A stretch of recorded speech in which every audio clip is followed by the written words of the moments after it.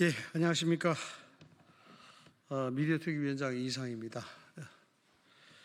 먼저 MBC가 공영방송으로서의 공정성과 객관성을 상실한 채 왜곡 편파 보도를 일삼으며 사회적 흉기로 전락한 데 대해 깊은 우려를 표합니다.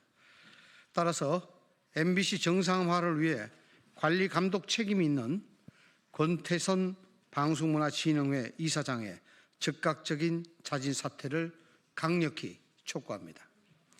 자금의 MBC 보도는 공영방송이라 부르기 민망할 정도로 공정성과 객관성을 잃은 지 오래입니다. 윤석열 정부를 흠집내기 위한 왜곡 편파 보도를 일삼고 가짜 뉴스뿐만 아니라 음모론적 내용까지 공중파를 통해 무책임하게 유포하고 있습니다. 군이 123 계엄을 대비해 시신 수송 가방 영연백이죠. 3,000개를 추가 구매했다는 날조 보도가 그 대표적인 것입니다. 확인 결과 영연백 구매는 계엄과 무관했으며 추가 구매 시점은 계엄 종료 후인 12월 11일이었습니다. MBC의 주장대로라면 계엄이 종료한 뒤 계엄을 준비했다는 모순이 발생하는 것입니다. MBC는 이처럼 확인이 가능한 사실관계를 고의로 숨기고 선동 목적의 괴담을 유포한 사례가 한두 번이 아닙니다. 내부 조직적으로도 MBC는 자정 능력을 상실한 채 완전히 망가졌습니다. 최승호, 박선재 전 사장과 정형일 전 보도본부장은 민노총에 소속되지 않거나 소수 노조원들을 의도적으로 취재 업무에 배제했습니다. 법원도 1심에서 이들의 혐의를 인정해 유죄를 선고했습니다. 또한 MBC는 기상캐스터로 근무했던 고 오요한나 씨 직장 내 괴롭힘 의혹에 대해 철저히 외면하고 있습니다. 사회적 관심사로 떠올랐음에도 불구하고 MBC는 단 한 차례의 보도도 하지 않았고 고인의 부고도 내지 않았습니다. MBC가 해당 사건을 의도적으로 은폐한 게 아니냐는 국민적 의혹은 더욱 증폭되고 있습니다. 이러한 상황에도 불구하고 권 이사장은 MBC의 병폐를 바로잡긴커녕 방관하고 묵인해 오고 있습니다. 그 결과 MBC는 민노총 언론노조의 막강한 영향력 아래 친민노총, 친민주당 선전기구로 전락하고 말았습니다. 심지어 MBC 자체 감사 결과 안형준 사장에게 배임 수재 공범 혐의가 있음이 확인되었음에도 권 이사장은 이를 은폐하고 감사하는 데 급급했습니다.